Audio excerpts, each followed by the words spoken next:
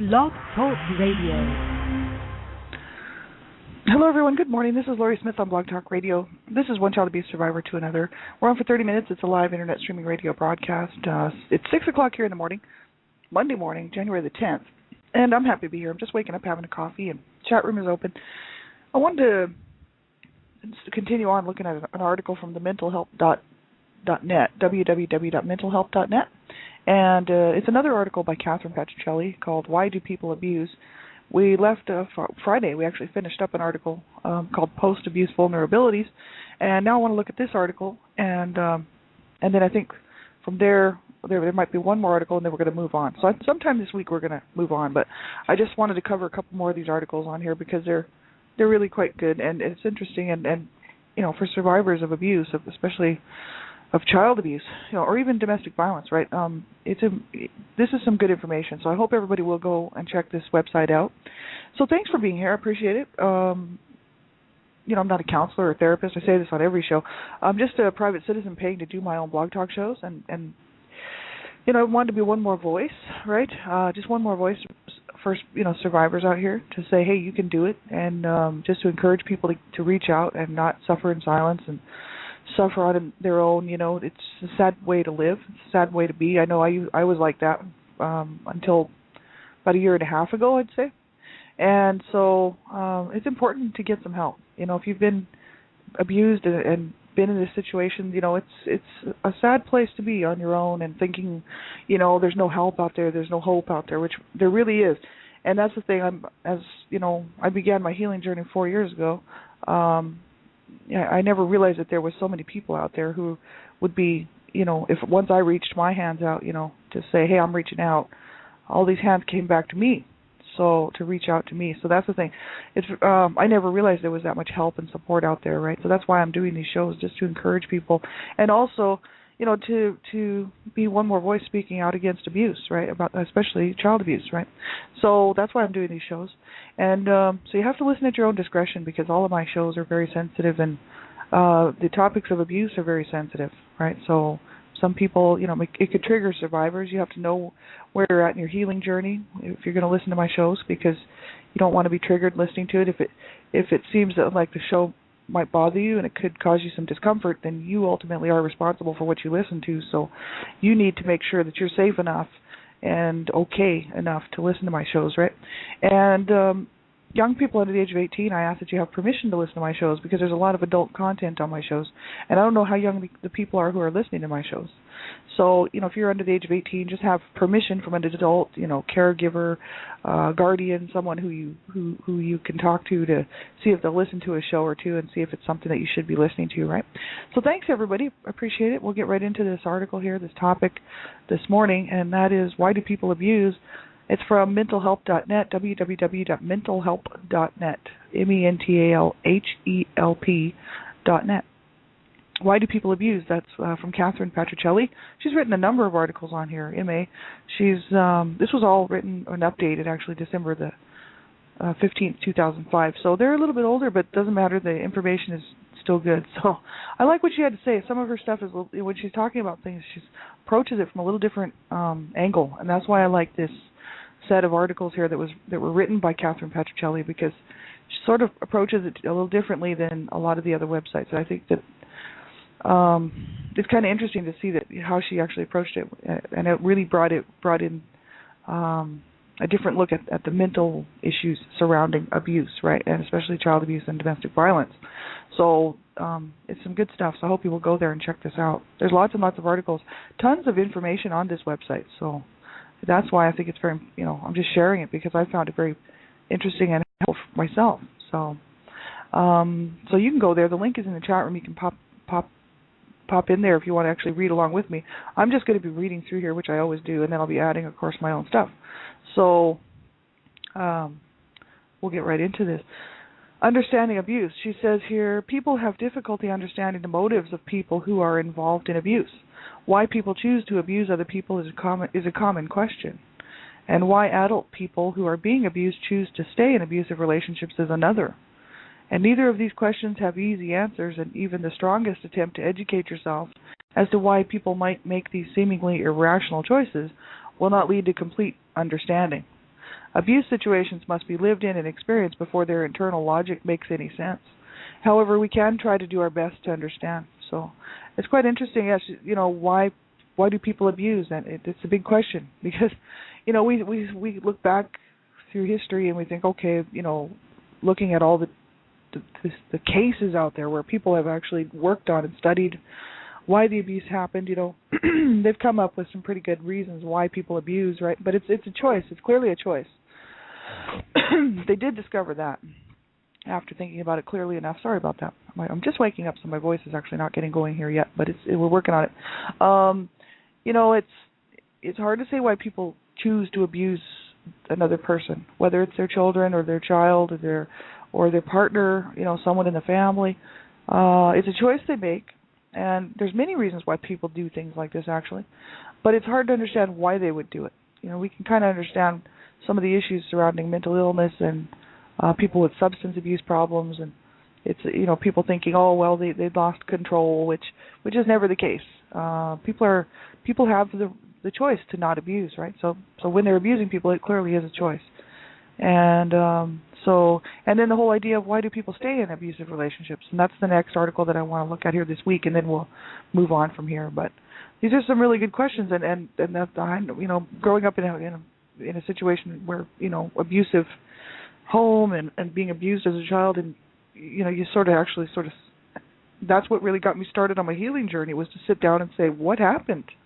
At the age of 41, I'm like, what happened, man, to cause a family to be so destroyed, because I was always looking at it with the emotional side of my family, looking at it saying, oh, it was anger and feeling very much a victim, thinking, yeah, those stupid people, and in my heart, not really thinking about why that happened and what happened to my parents' marriage in the first place and why they did what they did. Once I started to look at that, it really did help me to make sense of what happened, even though it doesn't excuse it away. It helped me to see the whole picture and realize that, hey, it wasn't my fault, and I certainly didn't deserve that. They made choices that were extremely bad. They made bad choices all the time regarding their children and each other. So I started to sort of get the whole big picture, right, once I started to look at the whole thing. And, I had always been sort of looking at it because I had to deal with it, right, my whole life. But I was looking at it from a victim's perspective. So there was a lot of hurt and a lot of anger involved there. And so once I looked at it from a survivor's point of view, I started to be able to see what had happened, and that it was very much a cycle of abuse perpetuated from my parents because they were abused, and it just perpetuated down. They had no parenting skills, they had no coping skills, and they both had mental issues, right? So it was just not a good combination at all, right, for two people with those problems to come together. They had no clue how to raise children or how to properly treat children. They really had no clue how to, because they would allow their own emotions and hatred to feel justified in doing what they were doing, because they could love other people's children. See, they had friends who had children. My parents had friends who had children, and they would love other people's children, right? They'd be like, oh, I'll watch your baby. My mom used to watch other people's children. And she never hurt or abused these other children, right? She was. It's not like she just abused every child she ever came in contact with, but because of the problems between her and my dad, she felt justified in doing what she did to her own children. And so that's the thing. She was very good to other people's children, and other people's children loved her and looked up to her as a grandmother and everything else.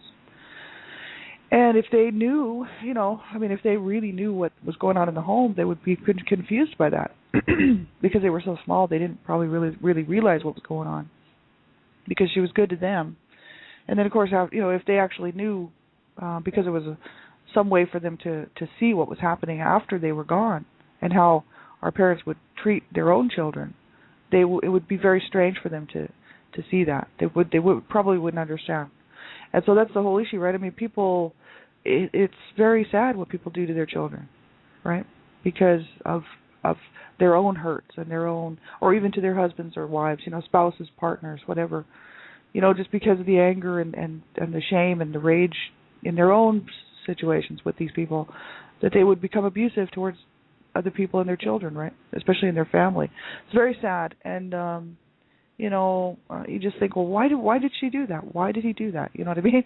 Why did my parents do this? And so I did take a really good look at why they did it, and I knew all along really why they did it, but I wanted to look at it from a survivor's perspective, a different perspective, and instead of looking at it through victim's eyes, I looked at it through survivor's eyes, and also through a third party's eyes. So an outside source of a psychiatrist or a psychologist or a therapist or something would look at the whole situation, right? So I had to be honest with myself, and I had to be really honest about the family situations in order for me to see a clear picture of the truth of what really happened. And so it was pretty harsh, and but it did help me to see the big picture. So she says, why do people abuse? The first question, why do people abuse other people, has multiple answers. And some abusers learned to abuse from their parents. Their early history consisted of receiving abuse themselves and or seeing others abused, one parent abusing the other or their sibling, etc. As a consequence, abuse is the normal condition of life for these people. Such people internalize a particular relationship dynamic, namely the complementary roles of abuser and victim. So they are familiar with and fully understand the terror of being the helpless victim from their own childhood experience. And the opposite of being a victim is not simply opting out of abuse. It is instead to be abusive. So that's kind of interesting to look at that. Given the choice between being the out-of-control victim or the in-control abuser, some of these people grow up to prefer the role of the abuser. So she says here, as they become adults, they simply turn this relationship dynamic around and start acting out the abuser side of the relationship dynamic they have learned. So by choosing to be the aggressor and abuser, they may get their first sense of taking control over their own destiny and not being at the mercy of others. That they hurt others in the process may go unregistered or only occur as a dim part of their awareness. So that's the whole issue. See, my mom thought it was perfectly okay what she was doing. That's very interesting because they said that that they hurt others in the process may go unregistered or only occur as a dim part of their awareness. And that I find very interesting, and the reason why is because my mom was my main abuser, and my mom really never thought that she ever did anything wrong towards me. Even though she admitted on her deathbed that she was a bad, horrible mother, she never ever did take responsibility for the abuse that she put on me, or any of my siblings, really, right? She never took any responsibility for the abuse she put on my dad, which was all pretty much self-defense because he was abusing her, so she was just kind of trying to defend herself and save her life, right? But the thing is she should have got out instead of just putting up with it year after year after year, But the thing is she was very much a victim. And so even my sister recognized that. I mean, we've talked about that quite a bit, and my sister would be like, she was a victim. She was always a victim. And because she was a victim, she just chose to be in control and be abusive. That was the only way she could be in control, right? Otherwise, she was just a victim. So she went and took on the role of the abuser. And my dad did the same thing. Obviously, he was hurt as a child and seriously warped. I mean, I don't know, the man's mind was messed up, and I don't know, his parents, I'm so really quite glad actually that I didn't have to meet my grandparents on his side. They both died before I was born. I don't think they were all that healthy mentally well. I think they had some serious problems, and their children all speak about them as if they were gods. They were just the most wonderful parents in the whole world. But the counties and the people that lived in that area, small towns, real small communities out in Nova Scotia there, would have a different story, right? And so even though the children just live in their own worlds, because almost all of them, I think, suffer from some type of mental illness. My dad had 10 brothers and sisters, 10. And so, I have 10 aunts and uncles, right? And they all, just had nothing but the sweetest things to say about their parents. And then but yet there were other people that said, no, that wasn't the case at all. The dad left them. There was an abandonment situation going on. My grandfather left his family on my dad's side. He moved to the woods to a shack, I think it was a hunting camp, or it was a maple sugar camp or something, I don't know. But he moved to a shack out in the mountains. They call them mountains, but actually they're just hills in Nova Scotia, and left his family.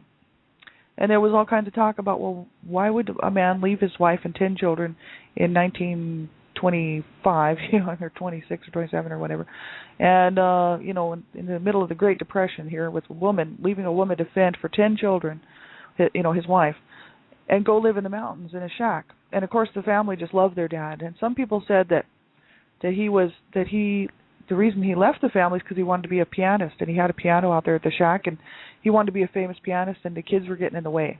The kids were the problem. So he moved away from the family. Other people said it's because he had TB, and that's why he moved away from the family, because tuberculosis, I mean, you don't want to spread that around to your family, right? So he kind of quarantined himself. So there was many different things, but I know that my dad said that his ears were busted. Because back in those days they used to punch their kids' ears, right? They used to box their ears. And both my dad's ears were busted, and he's partially deaf. I mean, actually, he's almost all deaf.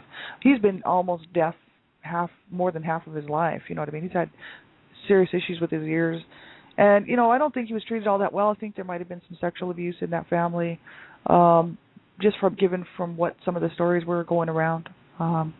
His parents were first cousins. And who knows what they really did to their children. We will never know. All I know is that they all shared beds, because there was 10 of them plus 2 parents, so that's 12. So while the kids were growing up, they all shared beds, probably in 1 or 2 rooms. And so I don't know. There might have been some incestuous situations going on. I seriously think there might have been. Because my dad had some serious issues with his own sexuality and with the way that he would treat my mother, right? And so he was he was psychologically, I believe, more than anything, psychologically abused by his parents and emotionally abused, right? Probably a little physical abuse in there too, but mainly I think it is the psychological damage that really got to him. And it's sad. It's so sad. So, I mean, it's like, people, because he was a victim, he chose to become the abuser, He was going to be in control, right? And so, and then my mom did the same thing. They were like, no, I'm not going to be a victim. So, see, both of them were abused as children, and both said, no, they were tired of being a victim. And then, of course, my dad was abusing my mom first. I don't think that she started to abuse him. I think that he started to abuse her, and she became very protective, you know what I mean, and decided, hey, I'm not going to stand by and take this. I'm just going to have to fight back.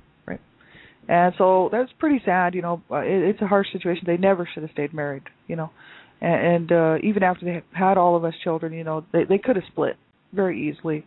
But, they stayed together. Really absolutely crazy why people would do that, right? But they do. And, I mean, we always used to encourage my mom to leave, because we wanted her to have a good life, and we knew how miserable she was in that home. We were all there. And we were like, hey, even if you don't take us with you, you don't have to take your children, but you should go, right? And my older siblings, because they could work and stuff, they would be like, we'll get you an apartment, and we'll set you up in an apartment, and you don't even have to take us, but just get yourself out, right? And get yourself a life, right? But she never would. She would never do it. And she used to like the idea of it. She liked the idea of freedom away from my dad.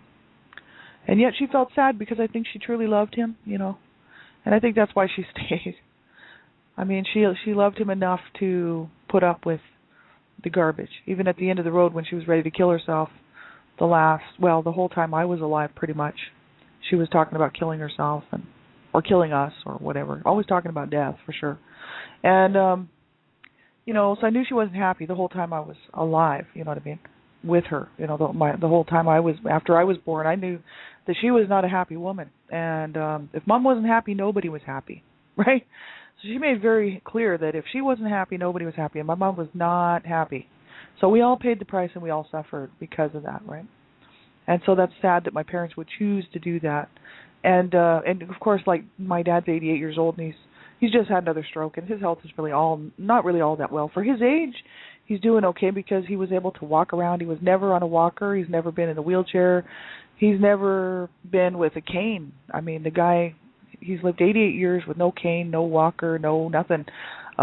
He's able to walk around. He's very energetic for his age. He could pretty much run circles around other people who's at his age, But yet he's got some problems with his heart, and he's got some problems with strokes and whatnot because he's getting older. He's 88, and his body's just getting tired, right?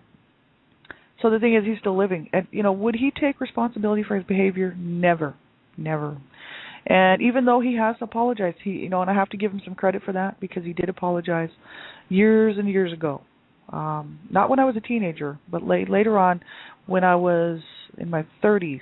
He came to visit me up here in Canada, and he actually apologized to me for his behavior towards me and towards my mom, because my mom had passed away.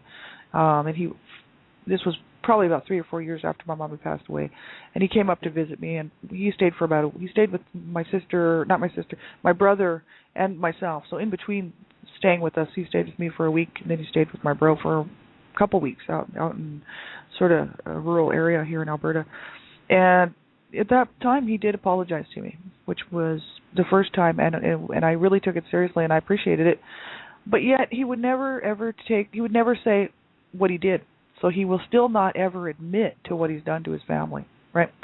So it's kind of just one of those things where he's, because he's schizophrenic, so you have to, and he's also got borderline personality issues and everything else. So you have to wonder where that apology is coming from, and if he really is seriously sorry for what he did, or if he's trying to play the cards so that we will look after him in his old life, in his old age, right? So that was my issue. I was really never really trusting his motives for apologizing, and really if it was sincere or not, because he's not a sincere person, right? Sadly enough, a lot of people think he's just the greatest thing. And they thought my mom was too. They were, oh, your mom's so great, she makes cookies. I'm like, yeah, but you have no idea what she does after you guys leave. You know what I mean? When you guys come and get the cookies and you all split, then you should see what she does when, stick around for a little while. Right? You know what I mean? There was all kinds of people in the neighborhood that used to love my mom because she made cookies, and they were like, oh, your mom is so sweet, and she would smile, and she would be so nice to them. And after they leave, she would kick your ass and yell and scream at you and throw you around the room and tell you all these horrible things that she wished you had died. And then the next day she'd bake another batch of cookies, and everybody would come over, oh, your mom is so lovely, we just love her. And I'd be like, do you not see me? I am beat to rat shit. You know what I mean? Like, look at me, And it's that was just me. I mean, she was abusing my other siblings as well. So it's just kind of, it's one of those things where abusers can be very, very manipulative, and they can look so good, you know what I mean, to other people. And yet how they would treat their own family is really something else. You know what I mean? It's like, oh my God, why would somebody do that? And do I believe that they should pay for what they did? I absolutely do.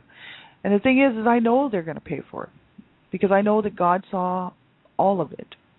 And there is no way you can escape, whether people call it karma or judgment. It's all the same thing. You know what I mean? Karma and judgment, it depends on whether you read the Bible or whether you believe in some other, whatever that karma thing is. That's the thing. We can't escape it. And I fully believe in my heart that is exactly what this is all about. And will they escape judgment on that? No. I don't believe they will. Even if they've been ultimately divinely forgiven and, whatever, I think people pay for what they do. And so even if they didn't pay for it on this earth, they will pay for it. You know what I mean? Eternally. I really believe that. And so, I don't condone what they did. There were so many people that would sit there and be so mad about me doing these shows. They'd be like, we loved your mom. She was so sweet. And it's like, you did not see what she did to me after you left. You did not see the horrors of what my parents did to each other and to us when you were not there. That's what I would tell these people. And, I would hope that they would listen to these shows so they can get a good clue about the manipulation that was going on and the fact that they really love these people, these monsters who would rip and tear and shred their family to pieces and yet look so sweet and innocent on the outside. To the outside world, they were just so cute. Everybody knew they had marital problems, right? But everybody was okay with that.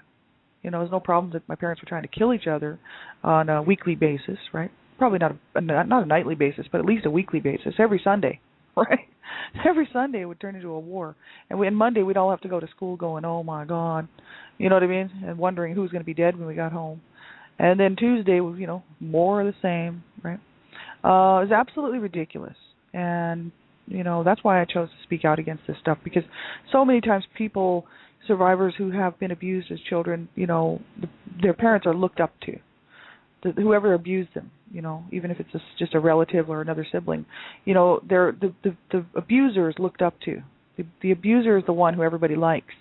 The abuser is the one who everybody thinks, oh, what a wonderful person, or oh, what an awesome man or woman, or you have a great set of parents, or you have a wonderful father. And then the victim's sitting there going, really?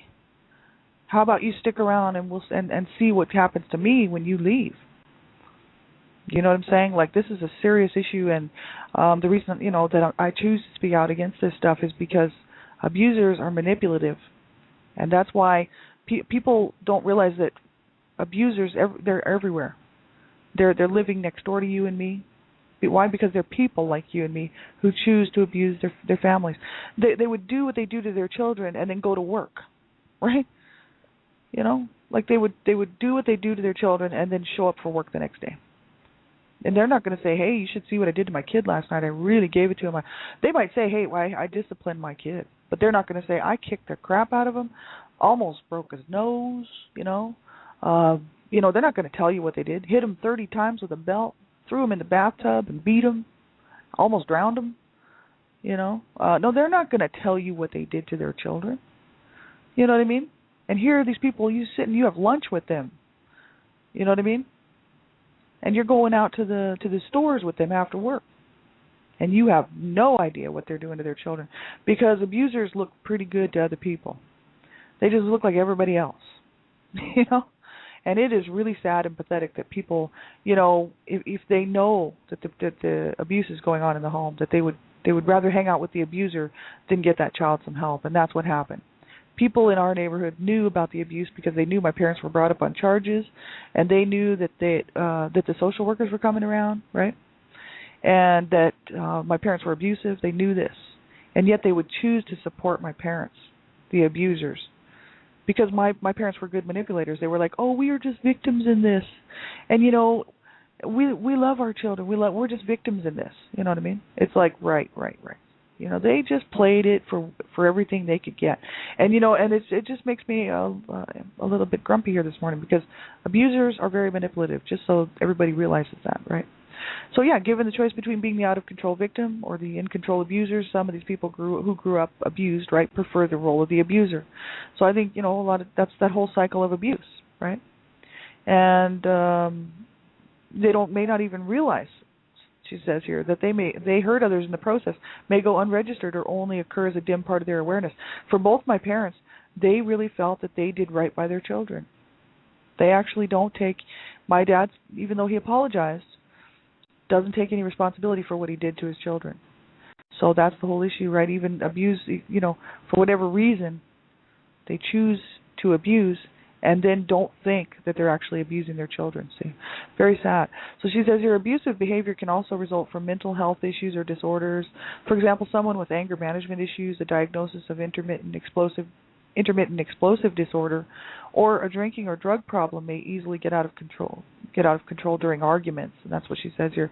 For example, because there is something wrong with their ability to inhibit themselves at the brain level, right? Or verbally or physically strike out at their partner's independence. So it can result from mental health issues and disorders, anger management issues. I had never heard of this intermittent explosive disorder. I really want to check into that one. Drugs, alcohol, drinking and drug problems can cause problems. And the issue is people say, oh, they were out of control. They didn't know what they were doing. And right. If you do the research on abuse and abusers, you will find that abuse is always a choice. People have the choice. They are not forced to abuse anyone, right? So, it's very important to realize that if you've been abused, it's certainly not your fault, because no one ever deserves to be abused. And I'll keep saying that. And I know it really makes people angry when other people say that, but you know what? I don't care, because I'm going to keep saying it, and this is my show, and I can say what I want. So no one deserves to be abused. No child, no adult. No one ever deserves to be abused, right? And no one should ever be abused. And we've got to say that. And everybody needs to get involved and speak out against this, because this is absolutely so wrong.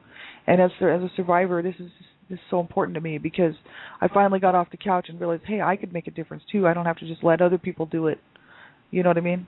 And so whatever you do, though, make sure you get some help, especially if you're having a hard time coping. We had a minute left. If you're having a hard time coping or whatever, you make sure you phone a crisis line. You do whatever you have to do.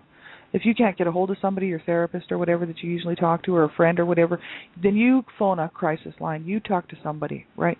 If you're having a hard time coping and you just feel like you can't cope anymore, don't allow yourself to give up. Never.